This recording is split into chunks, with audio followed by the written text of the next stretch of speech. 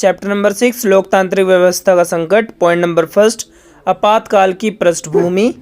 इंदिरा गांधी एक बेहतरीन नेता के रूप में उभरी थी और उनकी लोकप्रियता उनके चरम पर थी। कांग्रेस के टूटने से इंदिरा गांधी और उनके विरोधियों के बीच मतभेद बढ़ गया था।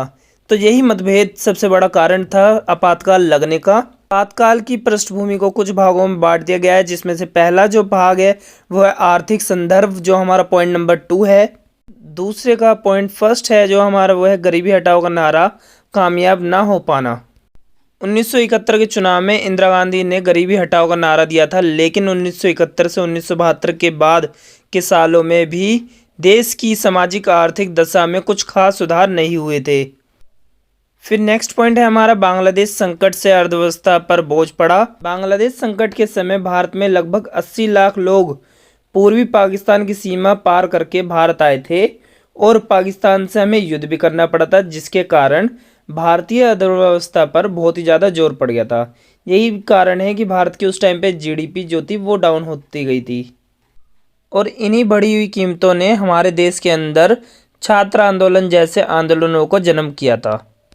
पॉइंट नंबर 3, 1973 से 1974 के बीच चीज़ों की कीमतों में वृद्धि। 1973 में चीज़ों की कीमतों में 23% और 1974 में 30% कीमतों में वृद्धि हुई थी, जिससे बेरोजगारी बहुत ही ज़्यादा बढ़ गई थी हमारे देश के अंदर। पॉइंट नंबर 4, आर्थिक संकट। 1972 से 1973 के वर्ष मानसून असफल रहा था, जिससे कृषि की पैदावार जो थी वो घट गई थी। खाद्यान्न का उत्पादन जो था 8% कम हो गया था। उद्योगों का विकास की जो दर थी वो भी कम हो गई थी।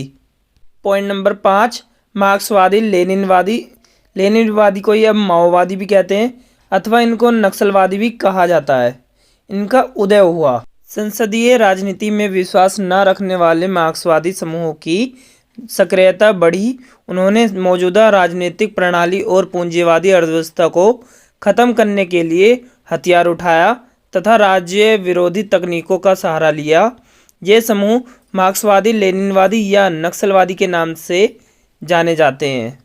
मार्क्सवादी लेनिनवादी या फिर माओवादी या नक्सलवादी जो समूह हैं, इन सभी की जो शुरुआत बोली जाती है वो है पश्चिमी बंगाल। पश्चिमी बंगाल से ही ये सारे समूह उभर कर आए हैं।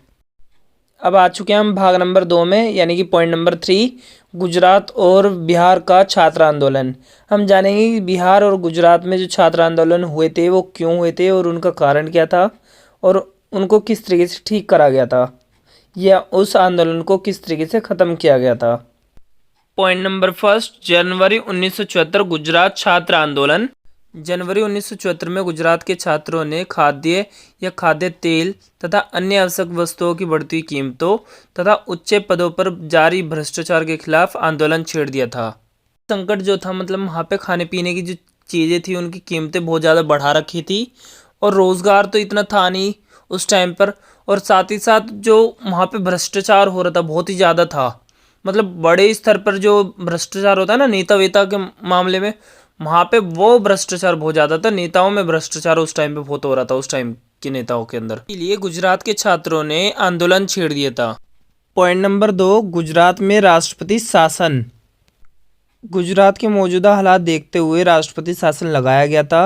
विपक्षी दलों ने विधानसभा के लिए चुनाव करवाने की दोबारा से मांग की थी। नंबर 3, मोरारजी देसाई भूख हड़ताल का दावा। कांग्रेस ओ के प्रमुख नेता मोरारजी देसाई ने कहा कि अगर राज्य में नए सिरे से चुनाव नहीं होंगे तो मैं अनिश्चितकालीन भूख हड़ताल पर बैठ जाऊंगा। छात्र आंदोलन के गहरे दबाव में जून 1975 में विधानसभा के चुनाव हुए, जिसमें कांग्रेस हार गई। पॉइंट 4 है हमारा 1974 में बिहार छात्र आंदोलन में जेपी। जो जेपी हैं वो उस टाइम के बहुत ही बढ़िया नेताओं में से एक थे। जेपी का जो पूरा नाम है वो है जयप्रसाद नारायण। 18 मार्च 1974 में बढ़ती हुई कीमतों, खाद्यान्न के अभाव, बेरोजगारी तथा भ्रष्टाचार के खिलाफ छात्र आंदोलन हुआ। इस आंदोलन के लिए उस टाइम के प्रसिद्ध नेता जयप्रसाद नारायण यानी कि जेपी को बुलाया गया। बढ़ती हुई कीमतों और खाद्यान्न के अभाव का मतलब है यहाँ पे कि 1974 के अंदर जो खाने पीने की जितनी भी चीज़ें थी उनकी कीमत जो थी ना 30% बढ़ा दी गई थी, जिसकी वजह से वहाँ पे खाद्यान्न का बहुत बड़ा संकट आ गया था और उस टाइम पे बेरोजगारी बहुत ज़्यादा थी। इसी वजह से वहाँ पे भ्रष्टाचार भी बहुत ज़्यादा हो रहा था, इसीलिए छात्र आंदोलन हुआ था उस टाइम पर। पॉइंट नंबर 5 है जेपी की शर्त। जयप्रसाद नारायण ने छात्र आंदोलन के लिए शर्त रखी कि आंदोलन अहिंसक रहेगा और ये राष्ट्रव्यापी बनेगा, यानी कि गुजरात तक सीमित नहीं रहेगा ये आंदोलन। नेक्स्ट पॉइंट है हमारा जेपी की मांग। जयप्रकाश नारायण ने बिहार की कांग्रेस सरकार को बर्खास्त करने की मांग की। उन्होंने सामाजिक आर्थिक राजनीतिक दायरे में संपूर्ण क्रांति का आह्वान किया ताकि उन्हीं के शब्दों में सच्चे लोकतंत्र की स्थापना हो। जयप्रकाश नारायण इस क्रांति को, मतलब इस पूरे आंदोलन को एक क्रांति की तरह ले रहे थे, जो कि पूरे देश के अंदर फैलाना चाहते थे वो, लेकिन इसके अंदर कई सारी कठिनाइयों का सामना करना पड़ रहा था। नेक्स्ट पॉइंट, जेपी के नेतृत्व में संसद मार्च। 25 जून 1975 में जेपी ने जनता के संसद मार्च का नेतृत्व किया, जो कि देश की राजधानी में पहली बार इतनी बड़ी रैली हुई। इसमें जयप्रकाश नारायण को भारतीय जनसंघ कांग्रेस और भारतीय लोकदल सोशलिस्ट पार्टी जैसी गैर कांग्रेसी दलों का समर्थन मिला। नेक्स्ट पॉइंट, कांग्रेस विरोधी आंदोलन। गुजरात और बिहार दोनों ही राज्यों के आंदोलन को कांग्रेस विरोधी आंदोलन कहा गया कि यह आंदोलन सरकार के खिलाफ नहीं बल्कि इंदिरा गांधी के खिलाफ है। मुख्य न्यायाधीशों से संघर्ष। पॉइंट नंबर 1, केशवानंद भारती का मुकदमा। इसको हम यूँ भी बोल सकते हैं 1973 में मुख्य न्यायाधीश का पद खाली। ये पॉइंट हो गया। इसमें लिखना क्या होगा, 1973 में केशवानंद भारती के मुकदमे में सर्वोच्च न्यायपालिका द्वारा फैसला सुनाने के तुरंत बाद भारत के मुख्य न्यायाधीश का पद खाली कर दिया गया। फिर नेक्स्ट पॉइंट, 1973 सरकार द्वारा 3 वरिष्ठ न्यायाधीशों की अनदेखी। 1973 में सर्वोच्च न्यायपालिका के सबसे वरिष्ठ न्यायाधीश को भारत का मुख्य न्यायाधीश बनाने की बात चली आ रही थी, लेकिन 1973 में सरकार द्वारा 3 वरिष्ठ न्यायाधीशों की अनदेखी करके न्यायमूर्ति एएन रे को मुख्य न्यायाधीश बना दिया गया। नेक्स्ट पॉइंट, सरकार द्वारा एएन रे को मुख्य न्यायाधीश बनाने के विरुद्ध फैसला। सरकार द्वारा 3 वरिष्ठ न्यायाधीशों की अनदेखी की थी। उन्होंने सरकार के इस कदम के विरुद्ध फैसला सुनाया। इंदिरा गांधी के निर्वाचन को अवैध घोषित किया। 12 जून 1975 इलाहाबाद के उच्च न्यायालय के न्यायाधीश जगमोहन लाल सिन्हा ने इंदिरा गांधी के निर्वाचन को अवैध घोषित कर दिया था। याचिका में इंदिरा गांधी के निर्वाचन को चुनौती। ये हमारा नेक्स्ट पॉइंट है। इंदिरा गांधी ने चुनाव प्रचार के लिए सरकारी कर्मचारियों की सेवाओं का इस्तेमाल किया। नेक्स्ट पॉइंट है हमारा 1975 में सर्वोच्च न्यायपालिका ने उच्च न्यायपालिका के फैसले पर आंशिक स्थानादेश सुनाया। 24 जून 1975 को सर्वोच्च न्यायपालिका ने उच्च न्यायपालिका के फैसले पर आंशिक स्थानादेश सुनाते हुए कहा कि जब तक फैसले को लेकर कोई अपील की सुनवाई नहीं होती तब तक इंदिरा गांधी संसद बनी रहेगी, लेकिन वह लोकसभा की कार्रवाई में भाग नहीं ले सकती। टॉपिक नंबर 5 है हमारा 1974 की रेल हड़ताल। टॉपिक नंबर 5 रेल हड़ताल का पॉइंट फर्स्ट है हमारा 1974 जॉर्ज फर्नांडिस द्वारा रेल हड़ताल। 1974 में जॉर्ज फर्नांडिस के नेतृत्व में रेलवे कर्मचारियों द्वारा राष्ट्रव्यापी हड़ताल की शुरुआत की गई। पॉइंट नंबर 2 है हमारा रेल हड़ताल का कारण। बोनस तथा सेवा से जुड़ी शर्तों से संबंधित मांगों को लेकर यह हड़ताल की गई। हम एक तरीके से ये मान सकते हैं कि उनको मिलने वाली सेवाओं तथा सैलरी यानी बोनस में कटौती की जा रही थी उस टाइम पे, जिसकी वजह से वो लोग बहुत ही ज़्यादा परेशान हो गए थे, इसीलिए उन्होंने ये रेल हड़ताल की। पॉइंट नंबर 3 है हमारा सरकार रेलवे कर्मचारियों की मांगों के खिलाफ। सरकार ने रेलवे कर्मचारियों की मांगों को मानने से इनकार कर दिया, इसीलिए 1974 में रेल हड़ताल हुई। पॉइंट नंबर 4 है हमारा सरकार द्वारा रेलवे कर्मचारियों के खिलाफ कार्रवाई। सरकार द्वारा हड़ताल के कई नेताओं को गिरफ्तार किया और रेलवे लाइन की सुरक्षा के लिए सेना को तैनात किया।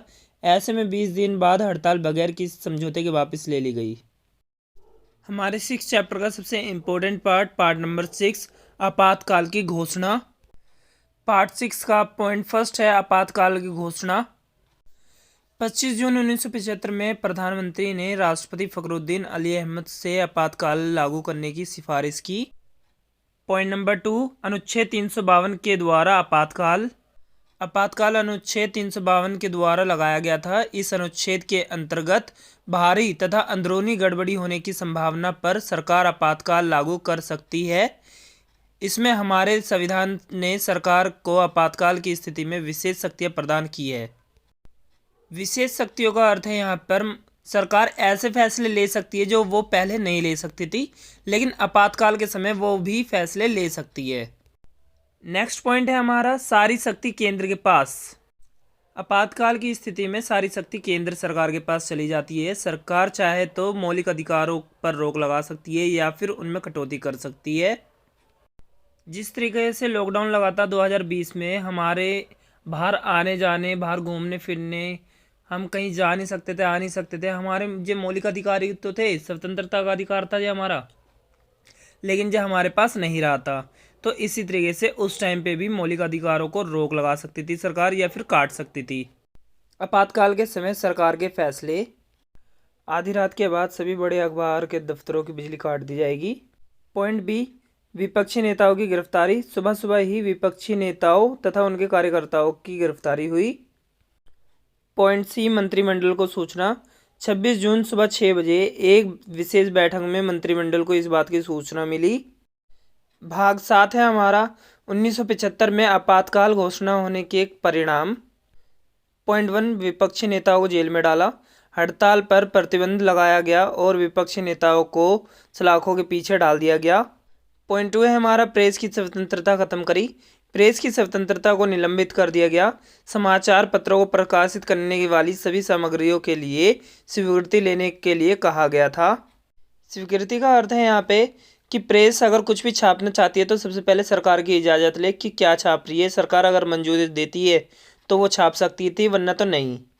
पॉइंट नंबर 3 है हमारा हड़तालों को बंद करा। विरोध और हड़ताल द्वारा सार्वजनिक आंदोलन को भी अनुमति नहीं दी गई। पॉइंट नंबर 4 है हमारा नागरिकों के मौलिक अधिकारों को ख़त्म किया।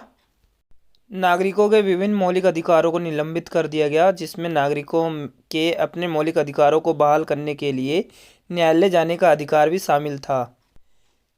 यानी कि उस टाइम नागरिक अपने अधिकारों को वापस भी नहीं ले सकते थे न्यायालय जाकर, यानी कोर्ट में वो अपील नहीं दर्ज कर सकते थे कि वो अपने मौलिक अधिकारों को वापस ले सकें। पॉइंट नंबर 5 है हमारा 42वां संशोधन। इसमें सरकार ने विधायकों के कार्यकाल को 5 साल से बढ़ाकर 6 साल कर दिया था। पॉइंट नंबर 6 है प्रधानमंत्री, राष्ट्रपति, उपराष्ट्रपति के पद के निर्वाचन को अदालत में चुनौती नहीं दी जा सकती। उच्च न्यायालय के न्यायाधीश जगमोहन लाल सिन्हा ने इंदिरा गांधी के निर्वाचन को अवैध घोषित किया था। इसलिए भारतीय संविधान में संशोधन करके ये प्रावधान लाया गया कि प्रधानमंत्री, राष्ट्रपति, उपराष्ट्रपति के पद के निर्वाचन को अदालत में चुनौती नहीं दी जा सकती। भाग 8 है हमारा आपातकाल के संदर्भ में विवाद। जब 1975 में आपातकाल लगा तो उस समय बहुत से विवाद उठे। इससे आगे की वीडियो जो है वो नेक्स्ट पार्ट में आएगी, इसलिए आप हमारे चैनल को सब्सक्राइब कर लें, बेल आइकन को ऑल पे प्रेस कर दें, वीडियो को लाइक कर दें और अपने दोस्तों के पास शेयर कर दें याद से। इसी तरह की और वीडियो देखने के लिए जो मैप के वीडियो है वो जल्दी से जल्दी अपलोड कर दी जाएगी और इम्पोर्टेंट क्वेश्चन के जो नोट्स होंगे वो भी जल्दी से जल्दी सेंड कर दिए जाएंगे। हो सकता है वो आपके पास 1-2 दिन में ही आ जाए, इसीलिए हमारे चैनल को ज़रूर से सब्सक्राइब कर लो। मिलते हैं आपको नेक्स्ट वीडियो में, तब तक के लिए टाटा एंड बाय बाय।